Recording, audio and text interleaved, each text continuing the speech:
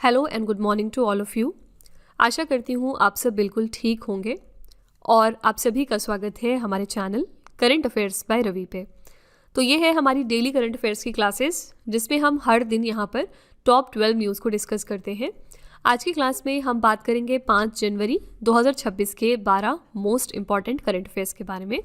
इस क्लास में हम देखेंगे आगे कि 52nd जो G7 समिट होगा 2026 में उसके लिए होस्ट देश कौन सा है।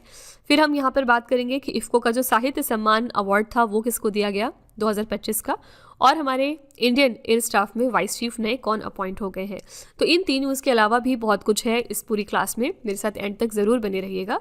अगर आप इनमें से किसी भी एग्जाम की तैयारी कर रहे हैं तो ये हमारी क्लासेस आपको करंट अफेयर्स प्रिपेयर करने में बहुत हेल्प करने वाली हैं, क्योंकि हम इन्हीं एग्जाम्स को टारगेट करते हैं और इन्हीं एग्जाम्स को ध्यान में रखते हुए अपनी क्लासेस को फ्रेम करते हैं। ठीक है, तो अगर आप पहली बार हमारे चैनल को विजिट कर रहे हैं तो कम से कम 10 दिन का ट्रायल आप हमारे इन लेक्चर्स को देकर ज़रूर देखिएगा, और इसका जो रिजल्ट है वो आप अपने मॉक टेस्ट और एग्जाम्स में ज़रूर देखेंगे कि किस तरह से करंट अफेयर्स के सेक्शन में जो आपका स्कोर है उस पर जो आपकी पकड़ है वो बेहतरीन होती जाएगी। फाइन, तो विद दिस नोट चलिए हम आज की क्लास पर अपने आते हैं, और हमेशा की तरह हम शुरुआत करेंगे क्विक रिवीजन के साथ, यानी कि हमने एक दिन पहले जो टॉप 12 करंट अफेयर्स किए होते हैं उनको यहाँ पर हम एक बार रिकैप के फॉर्म में दोबारा से रिवाइज करते हैं। ठीक है, तो ये बेसिकली हमारे सैटरडे वाले क्वेश्चंस हैं, क्योंकि संडे को हमारी रिवीजन क्लास होती है जिसमें हम 72 क्वेश्चंस को डिस्कस करते हैं पूरे हफ्ते के। ठीक है, तो ये वाले जो क्वेश्चंस हैं ये आपको सैटरडे वाले वीडियो में मिलेंगे। ठीक है, तो क्वेश्चन नंबर 1 हमने किया था, भारतीय खाद्य निगम के नए अध्यक्ष एवं प्रबंध निदेशक कौन बन गए हैं। इनका नाम है रविंद्र कुमार अग्रवाल।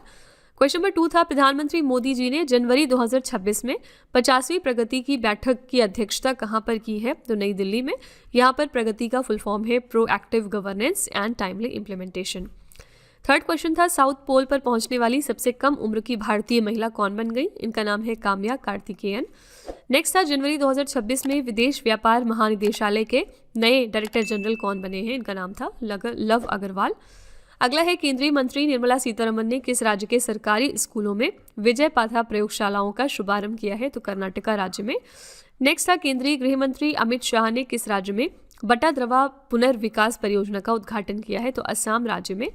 नेक्स्ट है, भारत का पहला राष्ट्रीय स्तर का एआई रिसर्च संस्थान इंडियन एआई रिसर्च ऑर्गेनाइजेशन कहां पर स्थापित किया गया है, तो गिफ्ट सिटी गुजरात में।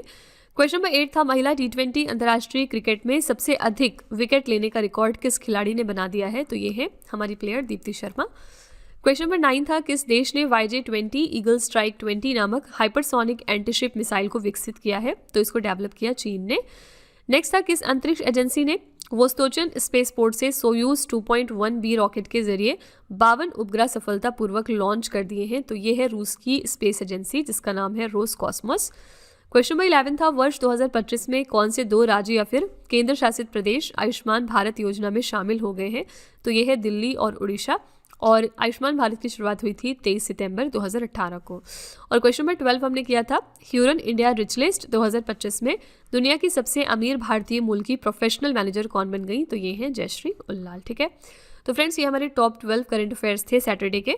अगर आप इनको और डेप्थ में जाके समझना चाहते हैं, थोड़ी सबकी डिटेलिंग और जानना चाहते हैं, तो आप हमारा सैटरडे वाला लेक्चर रेफर करिएगा, वहाँ पर हमने हर क्वेश्चन को बहुत ही डिटेल्ड वे में डिस्कस किया था। ओके, तो फ्रेंड्स आज की क्लास पर आते हैं, और शुरू से करने से पहले एक छोटी सी बस इन्फॉर्मेशन है आपके लिए।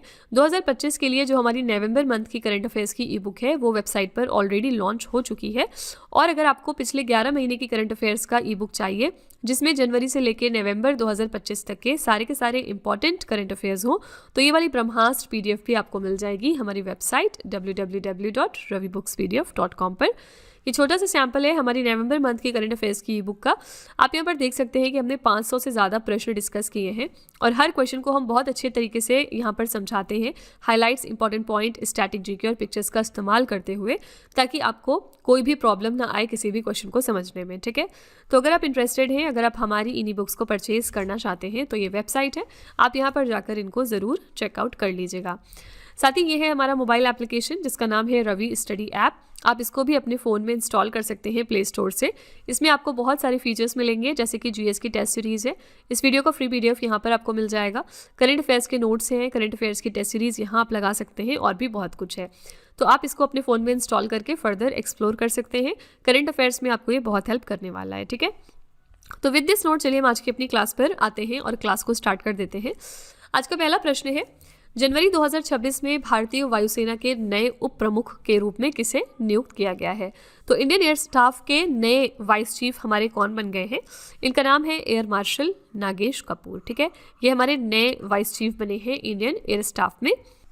एयर मार्शल नागेश कपूर ने भारतीय वायुसेना के vice chief of the air staff के रूप में पद संभाल लिया है और वो किसको रिप्लेस कर रहे हैं? तो वो जगह ले रहे हैं एयर मार्शल नादेश्वर तिवारी की। ठीक है, भारतीय वायुसेना की बात करेंगे तो इसकी स्थापना हुई थी 8 अक्टूबर 1932 को और इसी दिन को हम कमेमोरेट करने के लिए हर साल 8 अक्टूबर को वायुसेना दिवस मनाते हैं। मुख्यालय इसका कहाँ पर है? नई दिल्ली में। वायुसेना के हमारे प्रमुख हैं एयर मार्शल अमरप्रीत सिंह और इसका मोटो क्या है? नभः स्पृत दीप्तम। ठीक है, तो आपको ये सारे फैक्ट्स ध्यान में रखने हैं। याद रखिएगा कि ये हमारे नए वाइस चीफ बन गए हैं इंडियन एयर स्टाफ के। अमरप्रीत सिंह यहाँ पर ऑप्शन में है और हमने इनके बारे में क्या देखा कि ये हमारे वायुसेना के प्रमुख हैं, यानी कि चीफ है एयर स्टाफ में। अगर हम यहाँ पर बात करें चीफ नेवल स्टाफ की, चीफ ऑफ नेवल स्टाफ, तो नेवल चीफ हमारे कौन है?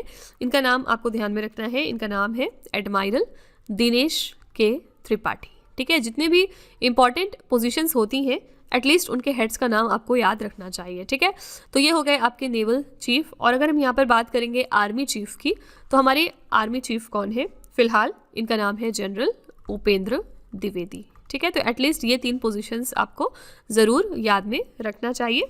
और ओवरऑल यहाँ पर अगर हम देखेंगे तो हमारे चीफ ऑफ डिफेंस स्टाफ कौन है? तो डिफेंस स्टाफ चीफ हमारे हैं जनरल अनिल चौहान। ठीक है, इनके बारे में खास बात क्या है कि ये हमारे second chief of defence staff है। फर्स्ट कौन थे? फर्स्ट थे जनरल बिपिन रावत और इनका निधन हो गया था जब दिसंबर 2021 में प्लेन क्रैश हुआ था उस टाइम। ठीक है, तो ये जो पोस्ट है चीफ ऑफ डिफेंस स्टाफ की न्यूली फॉर्म्ड पोस्ट है। तो फर्स्ट जो चीफ ऑफ डिफेंस स्टाफ थे हमारे वो थे बिपिन रावत और सेकेंड अब हमें जनरल अनिल चौहान। तो ये सारे फैक्ट्स आपको इस तरह से याद होने चाहिए। ओके, क्वेश्चन नंबर 2 पे चलते हैं। तमिलनाडु राज्य का वार्षिक जल्लीकट्टू महोत्सव 2026 किस गांव में मनाया गया है? कई बार एग्जाम में सिर्फ ये क्वेश्चन पूछा गया है कि जल्लीकट्टू फेस्टिवल जो है ये कौन से राज्य का है? तो तमिलनाडु का है। अब यहाँ पर विलेज पूछ रहे हैं कि ये फेस्टिवल यहाँ के कौन से विलेज में मनाया गया है? आंसर हो जाएगा थाचन कुरिची। ठीक है, डी ऑप्शन यहाँ पर बिल्कुल सही है। इस विलेज में जल्लीकट्टू फेस्टिवल मनाया गया है। तो जल्लीकट्टू एक पारंपरिक तमिलनाडु उत्सव है जिसमें युवा सांडों को वर्ष में करने का रोमांचक खेल खेला जाता है। ये पोंगल त्योहार से जुड़ा है और तमिलनाडु में पुडुकोट्टई जिले के थाचन कुरिची गांव में आयोजित हुआ है। ठीक है, तो आपको याद रखना है कि ये कौन से राज्य का त्योहार है तमिलनाडु का और इस साल ये कहाँ पर मनाया गया तमिलनाडु में? तो थाचन कुरिची विलेज में। ठीक है, तो चलिए यहाँ पर हम कुछ महोत्सव रिवाइज कर लेते हैं। ये स्टैटिक जीके की शीट है आपकी जो कई बार 1 नंबर के सवाल में आपसे पूछा जाता है। ठीक है, तो रोंगाली बिहू वो जिसको आप बोहाग बिहू भी कहते हैं, ये असम का त्यौहार है। नुआखई त्यौहार उड़ीसा में मनाया जाता है। फूलदेई त्यौहार उत्तराखंड का है। निंगोल चक्कौबा त्यौहार मणिपुर राज्य का है। लोंगटे महोत्सव अरुणाचल प्रदेश में मनाया जाता है। सोनम लोसार जो है ये नववर्ष दिवस उत्सव है और ये नेपाल और सिक्किम दोनों में मनाया जाता है, नेपाल देश में और सिक्किम राज्य में। लोसर फेस्टिवल तिब्बत, नेपाल, भूटान, अरुणाचल प्रदेश, लद्दाख में मनाया जाता है और ये वन ऑफ द इम्पॉर्टेंट बौद्ध पर्व है, यानी ये बौद्ध रिलीजन से जुड़ा हुआ एक फेस्टिवल है। ठीक है, नेक्स्ट है थाई पुसम त्यौहार, ये तमिलनाडु में मनाते हैं। सिमालू महोत्सव असम में। कागेद नृत्य महोत्सव सिक्किम में। मकर विलक उत्सव केरला में। फ्लैमिंगो फेस्टिवल आंध्र प्रदेश में। ये बहुत ज़्यादा एसएससी में पूछा जाता है। नेक्स्ट है गान नगाई महोत्सव, ये मणिपुर में। ठीक है, तो ये आपके मोस्ट इंपॉर्टेंट महोत्सव हैं जिनके बारे में एग्जाम में फ्रिक्वेंटली पूछा जाता है। यहाँ पर एक फेस्टिवल मिसिंग है और इसका नाम है हॉर्नबिल। हॉर्नबिल भी एग्जाम में बहुत बार पूछा गया है और हॉर्नबिल फेस्टिवल कौन से राज्य का है? नागालैंड का। ये नागालैंड का एक त्यौहार है। ठीक है, याद रखने वाली बात यह है कि अगर हॉर्नबिल सिर्फ लिखा रहेगा तो वो नागालैंड का त्यौहार है। अगर इसके आगे आप जोड़ देंगे पक्के पागा और आगे फिर से हॉर्नबिल, पक्के पागा हॉर्नबिल फेस्टिवल, तो ये आपका अरुणाचल प्रदेश का त्यौहार हो जाएगा। ठीक है, तो नाम एक जैसे लग रहे हैं लेकिन ये अलग अलग राज्य के हैं, इसलिए इनको ध्यान में रखिएगा। ठीक है, क्वेश्चन नंबर 3 पे चलते हैं कि संगठन या संघ ने 1 जनवरी 2026 से स्टील और एल्युमिनियम पर दुनिया का पहला कार्बन टैक्स लागू किया है। तो कौन सी ऑर्गेनाइजेशन है जिसने कि दुनिया का पहला कार्बन टैक्स अप्लाई किया है स्टील और एल्युमिनियम पे? करेक्ट आंसर हो जाएगा बी ऑप्शन, यूरोपीय संघ। ठीक है, यूरोपियन यूनियन। तो 1 जनवरी 2026 से स्टील और एल्युमिनियम जैसे उच्च प्रदूषणकारी उत्पादों पर दुनिया का पहला कार्बन टैक्स जिसका नाम है carbon border adjustment mechanism European union द्वारा लागू किया गया। मुख्य उद्देश्य इसका क्या है? गैर यूरोपीय देशों से आने वाले सस्ते और अधिक कार्बन उत्सर्जन वाले उत्पादों पर टैक्स लगाकर कार्बन लीकेज को रोकना और हरित उत्पादन को बढ़ावा देना। ठीक है, तो आपको याद रखना है कि दुनिया का पहला कार्बन टैक्स स्टील और एल्युमिनियम पे इम्प्लीमेंट किया है यूरोपियन यूनियन ने, और ये ऑलरेडी इम्प्लीमेंट हो गया है 1 जनवरी 2026 से। ठीक है, ऑप्शन में यहाँ पर आपके पास आसियान है। आसियान का फुल फॉर्म क्या है? The association of south east Asian Nations. इसके बारे में 2025 का एक इंपॉर्टेंट करंट अफेयर्स हम क्या जानते हैं? आसियान में अभी तक सिर्फ 10 मेंबर नेशंस होते थे, लेकिन 2025 में इसको ज्वाइन कर लिया है टिमोर लेस्टे देश ने, जिसको अब ईस्ट तिमोर भी कहते हैं, और इसी के साथ ये इसका 11वां सदस्य देश बन गया है। ठीक है, तो ये एक इंपॉर्टेंट फैक्ट है जिसको आपको याद रखना है। आसियान का हेडक्वार्टर कहाँ पर लोकेटेड है? इसका हेडक्वार्टर इंडोनेशिया के जकार्ता में है। ठीक है, तो ये सारे फैक्ट्स आपको ध्यान में रखने हैं आसियान से रिलेटेड। क्वेश्चन नंबर 4 पे चलेंगे। अपने कर्मचारियों के लिए 8वां वेतन आयोग गठित करने की घोषणा करने वाला भारत का पहला राज्य कौन सा बन गया है? तो 8th पे कमीशन गठन कर रहा है अपने एम्प्लॉयज़ के लिए यहाँ पर असम राज्य। ठीक है, ए ऑप्शन करेक्ट हो जाएगा। असम देश का इसी के साथ पहला राज्य बन गया जिसने 8वां राज्य वेतन आयोग गठित कर दिया है। वेतन आयोग सरकारी कर्मचारियों के वेतन और पेंशन को संशोधित करने के लिए गठित किया जाता है। ये आयोग राज्य के पूर्व मुख्य सचिव सुभाष दास की अध्यक्षता में काम करेगा। ठीक है, 7वें वेतन आयोग की जो अवधि है वो 1 जनवरी 2026 को ऑलरेडी समाप्त हो चुकी है। तो यहाँ पे याद रखिएगा, असम जो है वो पहला राज्य बन गया है भारत का जिसने कि अपना 8वां वेतन आयोग गठित करने की अनाउंसमेंट कर दी है। ओके, असम के बारे में पिछले दिनों एक करंट अफेयर्स आया था कि जो इनके यहाँ पर लोकप्रिय गोपीनाथ बोरदोलोई इंटरनेशनल एयरपोर्ट है, इसमें नए टर्मिनल का उद्घाटन हुआ है। ठीक है, तो ये तो कोई खास बात नहीं हुई। खास बात इसमें क्या थी कि ये जो नया टर्मिनल जिसका उद्घाटन हुआ है इसको बैम्बू बेस्ड थीम पर बनाया गया है। ठीक है, तो आपको थीम याद रखनी है कि इसकी थीम बैम्बू बेस्ड रखी गई है। तो एग्जाम में पूछा जा सकता है कि इसकी थीम कैसी है, फ्लावर बेस्ड, बैम्बू बेस्ड, कुछ भी करके ऑप्शंस में दे सकते हैं। आपको याद रखना है कि इसकी थीम बैम्बू है। ठीक है, क्वेश्चन नंबर 5 है, जनवरी 2026 में यूरो मुद्रा अपनाने वाला 21वां देश कौन सा बन गया है? यूरो करेंसी को अडॉप्ट करने वाला 21 नंबर का नेशन बन गया है बल्गेरिया देश। ठीक है, बी ऑप्शन करेक्ट है। 1 जनवरी 2026 से बुल्गारिया आधिकारिक तौर पर यूरो मुद्रा अपनाने वाला और यूरो जोन में शामिल होने वाला 21वां नंबर का देश बन गया। अब लेव और यूरो दोनों बुल्गारिया की मुद्रा होने वाले हैं। ठीक है, बल्गेरिया की अभी तक जो मुद्रा थी वो लेव थी, लेकिन अब इन्होंने यूरो को भी अडॉप्ट कर लिया है। बुल्गारिया जो है वो 2007 में यूरोपीय संघ में शामिल हुआ था, और इससे पहले 1 जनवरी 2023 को क्रोएशिया जो है वो 20वां देश बना था यूरो जोन में शामिल होने वाला, यानी कि यूरो को अडॉप्ट करने वाला। ठीक है, तो आपको याद रखना है कि 21 नेशन जिसने यूरो करेंसी को अडॉप्ट कर लिया है वो है बुल्गारिया देश। यहाँ पर अगर हम बात करेंगे इंडिया के यूपीआई की, तो कितने वर्ल्ड में कंट्रीज़ हैं जो इंडिया के यूपीआई को अडॉप्ट कर चुके हैं?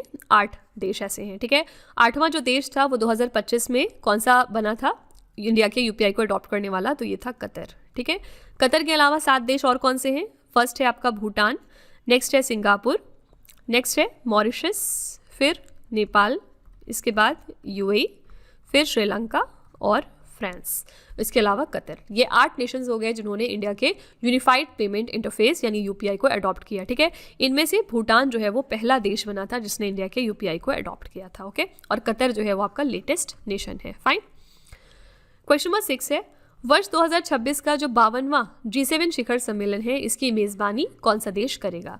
तो 2026 में जो G7 समिट होगी ये इसका 52nd नंबर का एडिशन है, और इस साल इसको होस्ट करेगा फ्रांस देश। ठीक है, डी ऑप्शन करेक्ट हो जाएगा। फ्रांस 14 से 16 जून 2026 तक एवियन लेस बैंस के रिजॉर्ट शहर में 52वें G7 शिखर सम्मेलन की मेज़बानी करेगा। इसमें मेज़बान नेता है राष्ट्रपति यहाँ के इमैनुअल मैक्रन। इससे पहले एवियन लेस बैंस ने 2003 में G7 शिखर सम्मेलन की मेज़बानी करी थी। ठीक है, और साथ ही जो पहला G7 शिखर सम्मेलन था वो फ्रांस के रैम्बोइलेट में 1975 में ऑर्गेनाइज किया गया था। तो आपको याद रखना है कि 2026 यानी इस साल जो G7 समिट होने वाला है उसके लिए मेज़बान देश है फ्रांस। ठीक है, और अगर हम 2025 की बात करेंगे, जो 51st G7 समिट था लास्ट ईयर, उसको किसने होस्ट किया था? तो उसको कनाडा देश ने होस्ट किया था। जितने भी इंपॉर्टेंट आपके समिट्स होते हैं उनके होस्ट देश आपको ज़रूर पता होने चाहिए 2025 और 26 के लिए, ठीक है। जैसे कि अगर हम यहाँ पर बात करें ब्रिक्स के लिए, तो 2025 में ब्रिक्स के लिए होस्ट देश था ब्राज़ील, और याद रखिएगा कि 2026 में अब इंडिया ब्रिक्स को होस्ट करेगा, ठीक है। और इसी के साथ अगर हम G20 की बात करेंगे तो G20 को 2026 में कौन सा देश होस्ट करेगा, तो ये है USA, ठीक है। और अगर हम बात करेंगे 2025 की, तो इसको होस्ट किया था साउथ अफ्रीका ने। तो इस तरह से आपको कम से कम 2025 और 26 का ज़रूर याद रखना चाहिए होस्ट देश, ओके। क्वेश्चन नंबर 7 है, गिनी देश के राष्ट्रपति पद का चुनाव किसने जीता है? गिनिया के नए प्रेसिडेंट कौन बन गए हैं? इनका नाम है ममाडी डोम्बोया, ठीक है। ये बन गए हैं गिनिया के नए प्रेसिडेंट। गिनी में 2021 के सैन्य तख्ता पलट के बाद से देश का नेतृत्व कर रहे सैन्य नेता ममाडी डोम्बोया ने राष्ट्रपति चुनाव जीत लिया है। इनको 86.72% वोट मिले और गिनी के नए संविधान के तहत राष्ट्रपति का कार्यकाल अब 7 साल का हो गया है। तो अब ये अगले 7 सालों तक प्रेसिडेंट की पोस्ट पर रहेंगे, ठीक है। गिनी की बात करेंगे तो ये पश्चिम अफ्रीका का एक तटीय देश है। राजधानी इसकी है कोनाक्री। मुद्रा यहाँ पर चलती है गिनियन फ्रैंक, ठीक है। तो हाल ही में नए प्रेसिडेंट बने हैं गिनिया देश के ममाडी डोम्बोया, ठीक है। दिसंबर में कौन से और एक देश के नए प्रेसिडेंट बने थे? ये है चिले देश के नए राष्ट्रपति और इनका नाम था जोस एंटोनियो कास्ट, ठीक है। ये बने थे चिले देश के नए राष्ट्रपति, ठीक है। क्वेश्चन नंबर 8 है, किस देश ने अमेज़न की बिना डंक वाली मधुमक्खियों को दुनिया में पहली बार कानूनी अधिकार दिए हैं? कौन सी कंट्री है जिसने लीगल राइट्स एश्योर किए हैं अमेज़न के स्टिंगलेस बीज के लिए पहली बार? करेक्ट आंसर हो जाएगा पेरू देश। सी ऑप्शन बिल्कुल सही है। पेरू के 2 नगर पालिकाओं सैटिपो और नोटा ने अमेज़न की डंक रहित मधुमक्खियों को कानूनी अधिकार प्रदान करने वाला एक अध्यादेश पारित कर दिया है। ये दुनिया की पहली ऐसी कीट है जिन्हें ये दर्जा दिया गया। उद्देश्य है इसका वनों की कटाई, जलवायु परिवर्तन और आवास के नुकसान से उन्हें बचाना, ठीक है। पेरू की बात करेंगे तो ये दक्षिण अमेरिका का एक देश है। राजधानी इसकी है लीमा और यहाँ पर मुद्रा चलती है न्यूवो सोल, ठीक है। करेक्ट आंसर यहाँ पर है C option Peru. Question number 9 है, भारत की पहली वंदे भारत स्लीपर ट्रेन किन 2 शहरों के बीच में शुरू की जाएगी? ये इंडिया की पहली वंदे भारत स्लीपर ट्रेन है जिसको शुरू किया जा रहा है गुवाहाटी से हावड़ा तक, ठीक है। सी ऑप्शन बिल्कुल करेक्ट हो जाएगा। देश की पहली वंदे भारत स्लीपर ट्रेन असम के गुवाहाटी और पश्चिम बंगाल के हावड़ा के बीच में चलने वाली है। प्रधानमंत्री मोदी जी 17 या 18 जनवरी को इस ट्रेन को हरी झंडी दिखाएंगे। इस ट्रेन की डिज़ाइन स्पीड 180 किलोमीटर प्रति घंटा रखी गई है, ठीक है। तो याद रखिएगा कि असम के गुवाहाटी के कामाख्या स्टेशन से लेकर पश्चिम बंगाल के हावड़ा तक ये ट्रेन जाने वाली है और इसी के साथ ये वंदे भारत स्लीपर ट्रेन पहली होगी देश की, ठीक है। पश्चिम बंगाल के बारे में एक इंपॉर्टेंट करंट अफेयर्स हमने क्या पढ़ा है?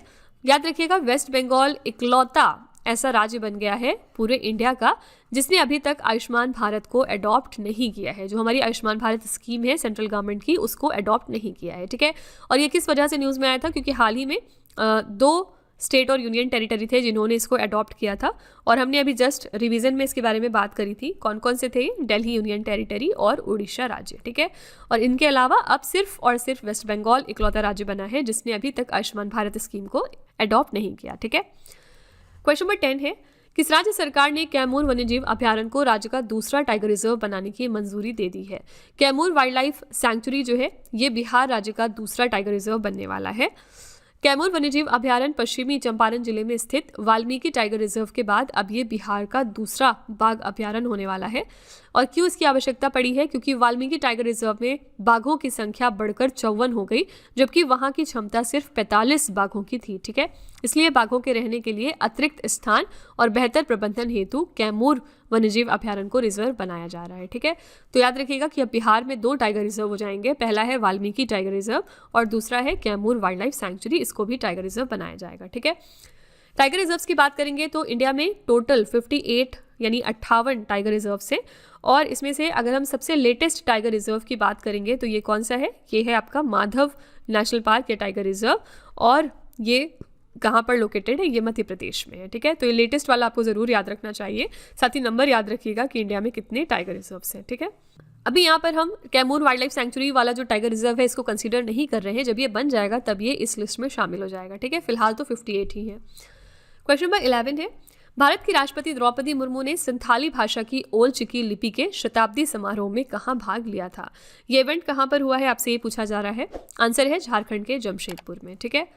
तो भारत की राष्ट्रपति द्रौपदी मुर्मू ने झारखंड के जमशेदपुर के बाहरी इलाके करांडीह स्थित डिशोब जहीर थान में संथाली भाषा की ओल चिकी लिपि के शताब्दी समारोह में भाग लिया।